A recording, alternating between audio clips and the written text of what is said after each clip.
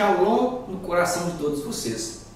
Muito bom estar aqui com vocês para gravar mais uma pré-aula. Nós vamos falar da pré-aula de número 2. É bom estar aqui com vocês. Nós somos da EBP, Escola Bíblica de Professores, em foco aqui da ADTO, Assembleia de Deus Ministério de Teófilo Otoni.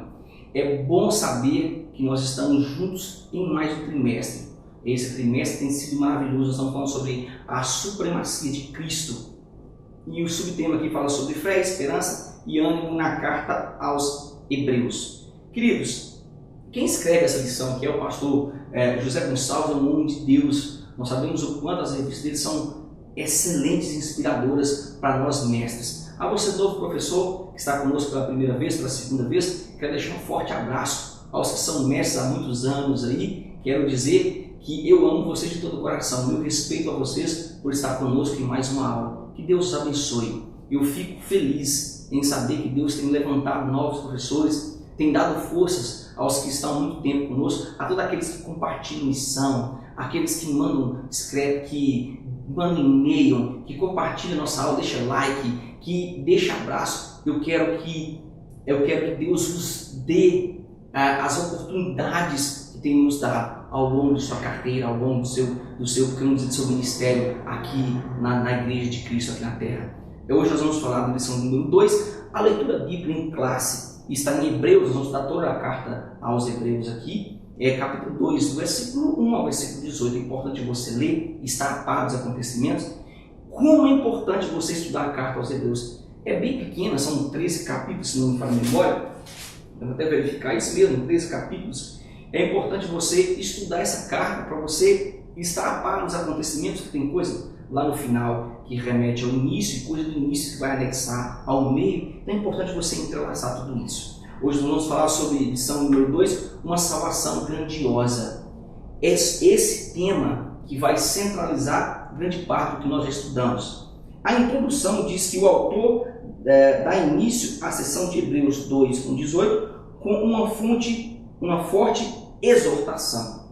Essa lição de hoje, ela nos levará a uma comparação do tempo em que foi escrita a carta aos Hebreus com o nosso tempo. Eu até falei isso na lição passada, eu queria frisar isso aqui nessa introdução. A similaridade aqui dos acontecimentos são idênticos, pois a carta aos Hebreus nos mostrará o quão importante é a salvação através do sacrifício de Cristo. Aquela região, aquele povo estava dando tamanha ênfase, tamanha importância a outras coisas, se esquecendo da importância, da ênfase que é o sacrifício de Cristo, assim como o nosso tempo também está vivendo esse descaso sobre o sacrifício de Cristo, sobre a volta de Jesus. E é importante você falar isso. Então vai se destacar aqui o que nós estudaremos nesse capítulo número 2, no capítulo número 2 da carta aos Hebreus, é a vontade de um autor desconhecido, que não se pode falar, alguns atribuem a Paulo, nós não podemos afirmar. Ele tem uma vontade de nos ensinar, primeiro, como infinitamente grande é a oferta de salvação que o Senhor faz para a igreja. Segundo, como é importante que venhamos obedecer todas as condições associadas a essa oferta. Terceiro, ele também revela que a redenção da raça caída envolveu a exaltação do Filho unigênito de Deus e que primeiro ele deve participar da natureza humana, tornando-se familiarizado aqui com os problemas e doenças do homem caído.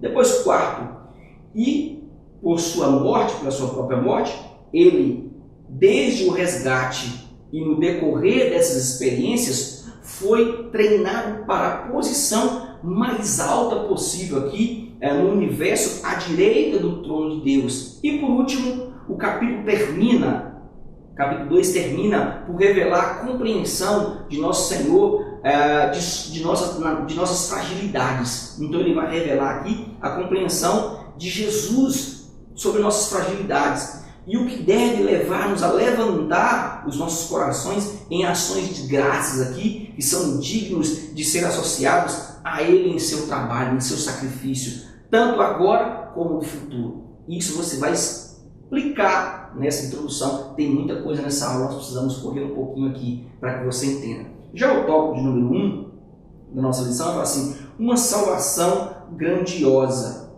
Em Hebreus 2, o autor adverte para a atenção devida à mensagem do Evangelho.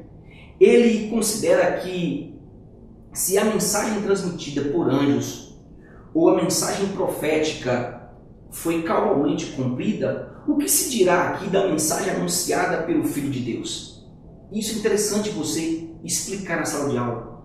Querido, há aqui algo muito interessante, porque se ele adverte sobre a mensagem dos anjos, a mensagem profética, o que nós podemos pensar sobre a mensagem anunciada pelo próprio Filho de Deus? Portanto, que nós devemos tomar o cuidado de não desprezar os ensinamentos de Cristo como essa comunidade estava desprezando. Muitas pessoas na sala de aula estão desprezando os ensinamentos de Cristo, trocando por filmes, trocando por baladas, trocando por momentos de prazer, deixando de vir da igreja por causa disso, deixando de vir para a igreja para estar à frente da televisão, assistindo um culto em casa. E isso vai nos levar a esse aspecto, porque o relacionamento de Deus com a humanidade é diferente de todos os aspectos. Jesus venceu de forma poderosa aqui, definitiva, a morte, o diabo na crucificação. Isso deve ficar claro. Sua morte trouxe redenção a todos os que invocarem seu nome como Salvador e nos tornou seus irmãos, algo do qual ele não se envergonha. Quantos de nós temos envergonhado do Evangelho hoje? Quantos de nós mentimos quando vamos ao Evangelho? Você fica, principalmente os jovens, os mais velhos, hoje sentem vergonha de dizer. Por quê? Porque o meio está deturpado. Queria te dizer uma coisa: ele não se envergonha de dizer que nós somos filhos. Enquanto a aliança firmada por anjos, nesse tópico só explicar, é transitória e rigorosa com seus seguidores, nós precisamos explicar aos nossos ouvintes que a aliança em Cristo ela é eterna e ela requer obediência por tamanha entrega, por tamanha dedicação.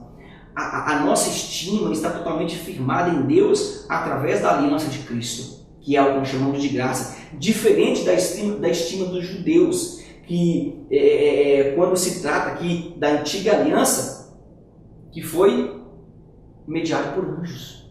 Então eles dão muita ênfase aos anjos e se esquecem do Filho de Deus. Dizem que ele só é um profeta como qualquer outro. Não, nós temos fé suficiente e nós temos contundência na palavra. Nós temos, por que não dizer, inúmeras passagens de afirmações e localizações que afirmam que o Filho de Deus esteve entre nós. E é um fato verídico. Tópico número 2 fala: proclamado pelos que ouviram.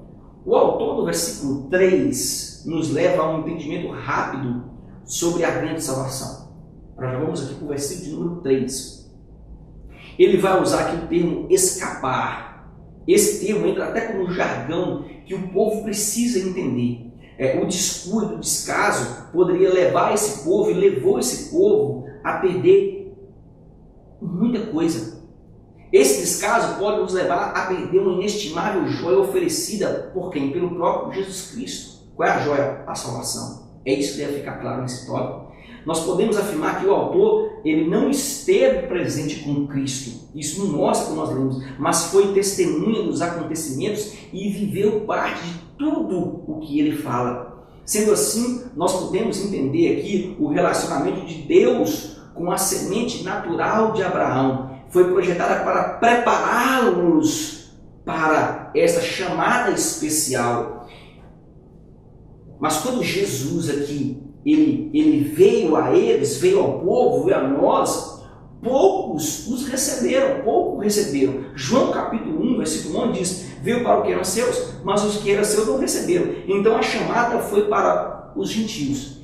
Esse convite especial, ou auto-chamado, foi tão importante que o Pai Celestial ele escolheu seu Filho amado como o único a apresentá-lo.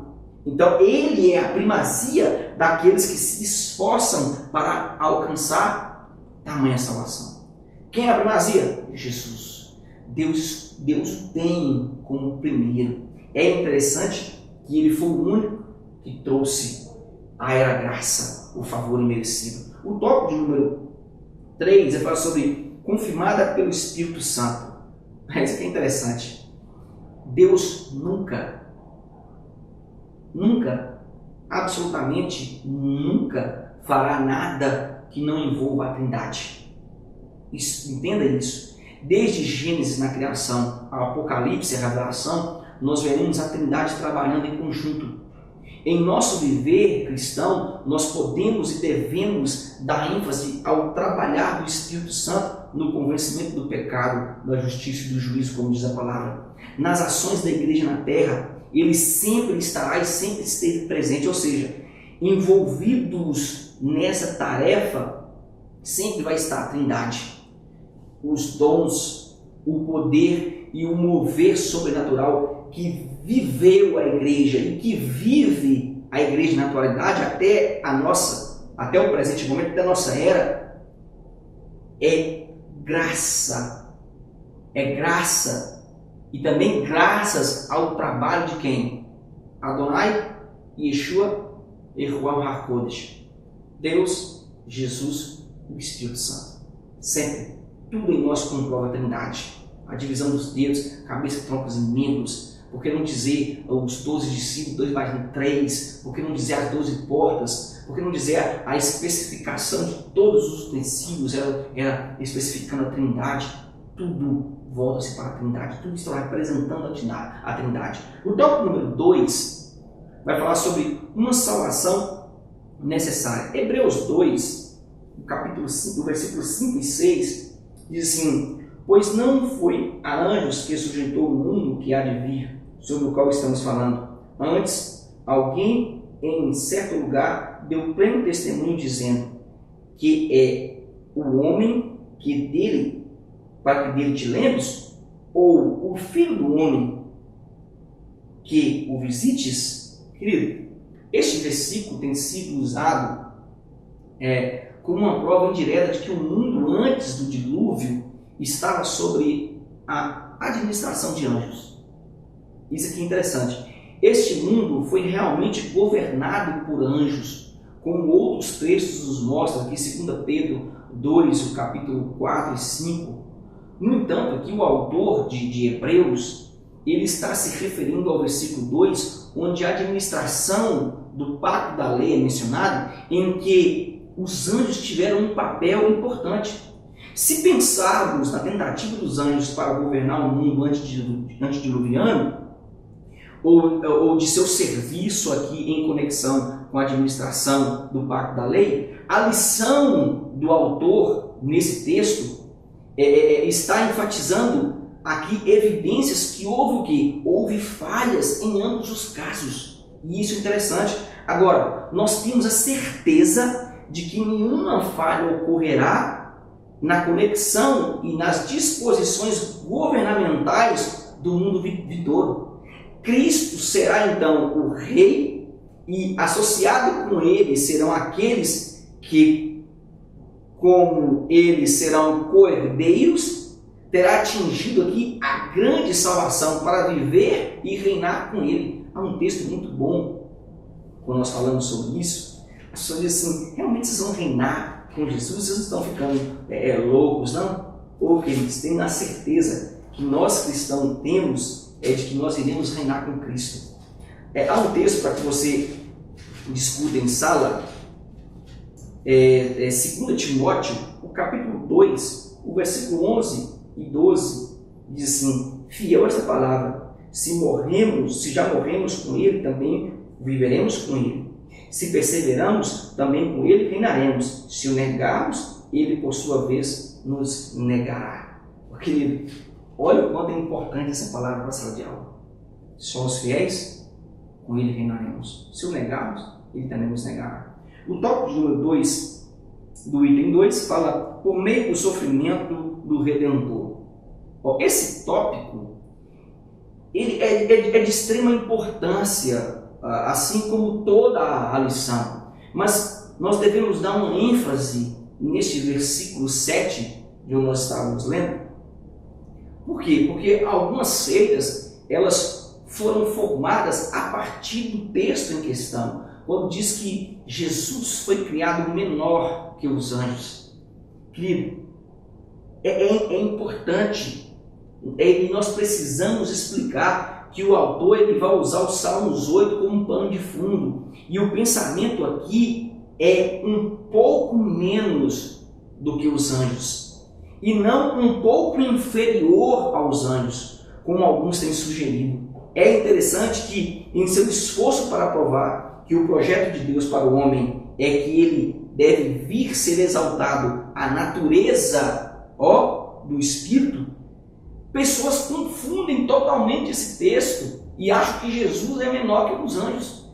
Precisa ser explicado que, se quisermos entender o plano de Deus, é essencial para nós mantermos essa distinção de natureza imanente. Qual a distinção? O homem é um ser humano, uma criatura terrena, criada por Deus para habitar na terra. Isso deve ficar claro. Os anjos são em um plano superior da vida e foram criados assim. Cante, mensageiro, eles foram criados assim. Não é um plano de Deus que os homens se tornem anjos, como eu vejo muitas pessoas falando aí. Não é um plano de Deus que os homens se tornem anjos. Anjos são anjos, homens são anjos. Homens são homens, terão um corpo transformado e depois glorificado. Entenda isso aqui, isso deve ficar claro. O termo menor aqui é exatamente o Filho se despir de sua glória e habitar por um período de tempo em um corpo humano. Então, nesse período, ele estava nesse período de tempo e nesse corpo de pecado, ele era menor que os anjos. Isso deve ficar claro isso aqui nesse texto. Outra palavra de Salmos aqui, que é interessante, que se reflete em Hebreus, é visites. Nós acabamos de ler aqui. É interessante, significa inspecionar e selecionar e ver a fim de aliviar a. Entenda isso aqui.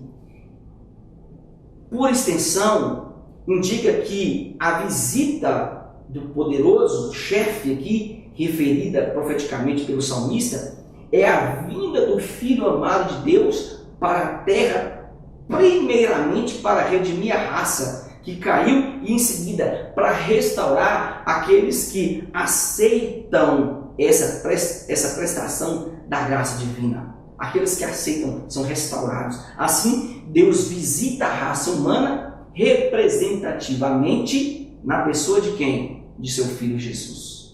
Para com esse negócio de ficar criando essas seitas de que Jesus é menor. Porque meus amigos aí, testemunhas, né? Eles são testemunhas, eu sou filho. Tem que ter cuidado com isso aí, viu? O tópico de número 3, do item 2, fala por intermédio da glorificação do Redentor. Hebreus 2, o versículo número 9, diz assim, Hebreus 2, o versículo número 9. Olha que interessante.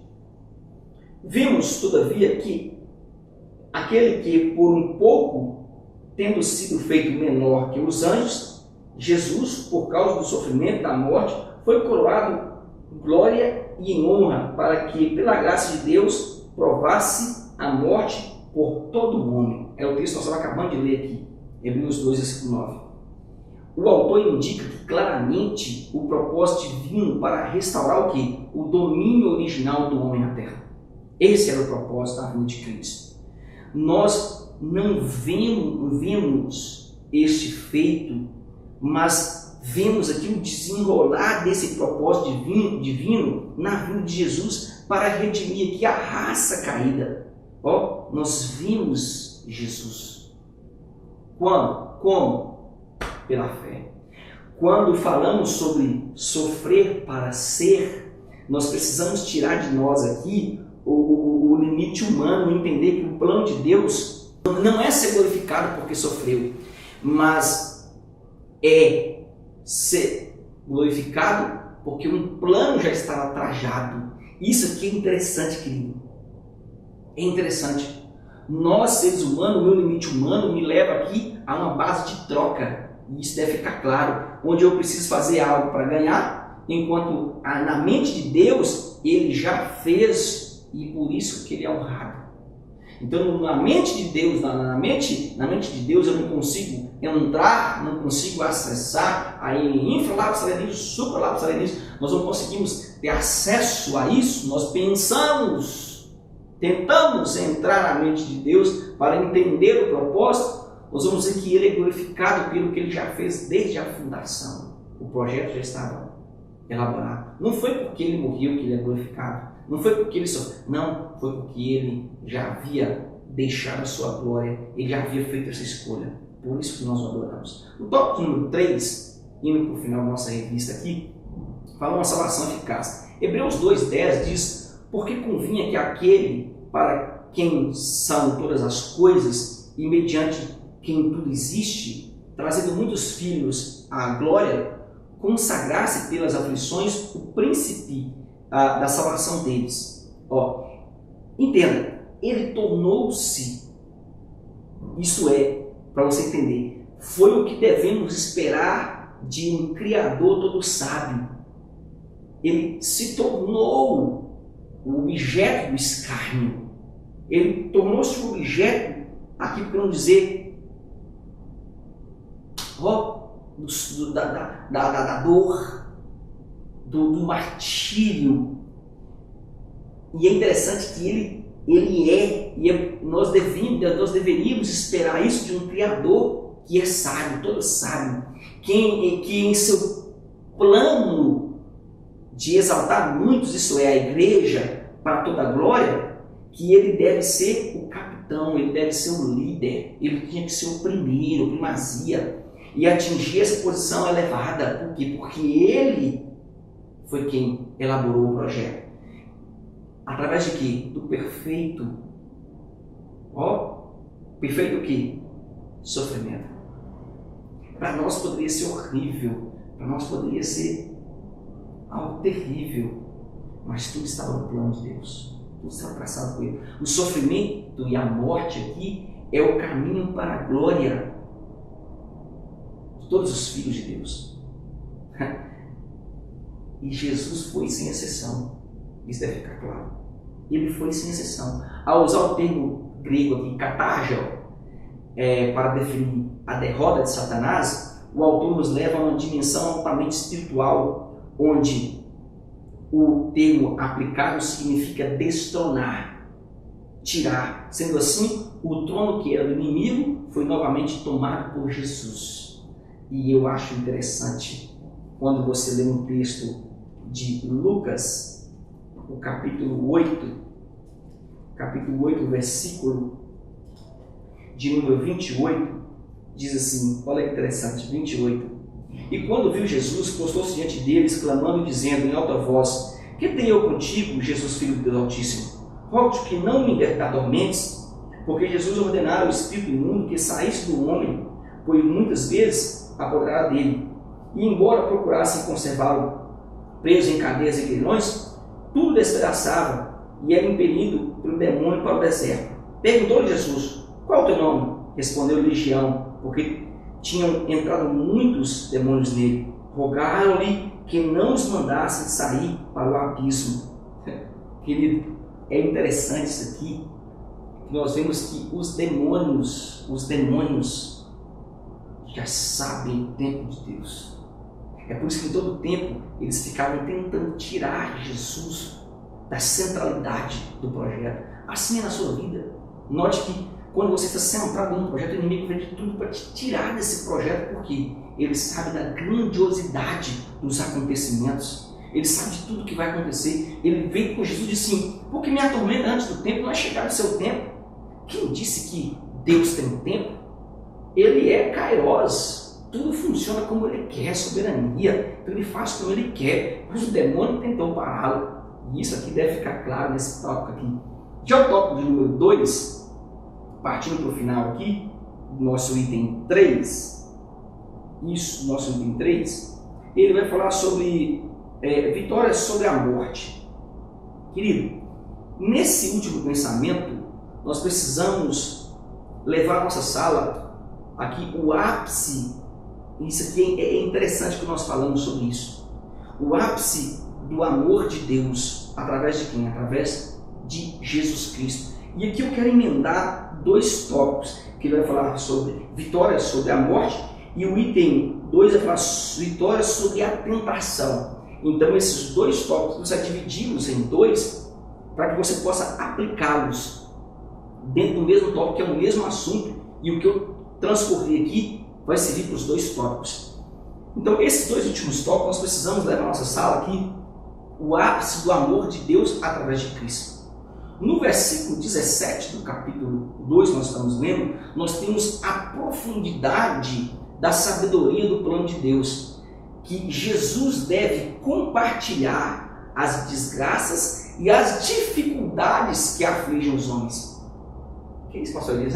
Sim, ele deve compartilhar, tanto um como o outro. Por quê? De modo que somente ele poderia e pode ser misericordioso para, por que não dizer, o Deus tremendo, Deus formado e o nosso esperado sumo sacerdote. Somente ele, não existia outro, querido. Não existia outro. Deus não poderia descer do céu, porque se Deus descesse do céu, a glória mataria todo mundo. Então o Filho de Deus se diminui, entra no corpo humano. Então ele vive as dificuldades, as aflições, ele compartilha disso para se tornar o nosso misericordioso sumo sacerdote. Ele é misericordioso, isso que é interessante, porque ele percebe as dificuldades, ele percebe as fraquezas que afligem os seus seguidores e da humanidade em geral. Isso deve ficar claro. Ele foi feito semelhante a quem? Semelhante aos seus irmãos em todas as coisas. Não venha com esse negócio de que Deus era, que Jesus habitando no corpo humano era diferente. Não, era homem também, sofreu a mesma coisa, passou pelos mesmos problemas. Isso deve ficar claro. Isso não significa que Jesus era imperfeito. Não, querido. Ou que o pecado estava arraigado aqui em sua natureza. Também não. Seus irmãos aqui agora são novas criaturas. E Jesus foi tentado em todos os pontos, como todos nós somos tentados. Mas ele não pecou. Essa foi a grande diferença. Isso deve ficar claro nessa lição. Jesus sofreu muita agonia da mente e do corpo, em vez de ceder ao mal. Quantos de nós não sofremos a agonia da mente? Quantos de nós não sofremos a agonia do corpo, mas não cedemos ao mal?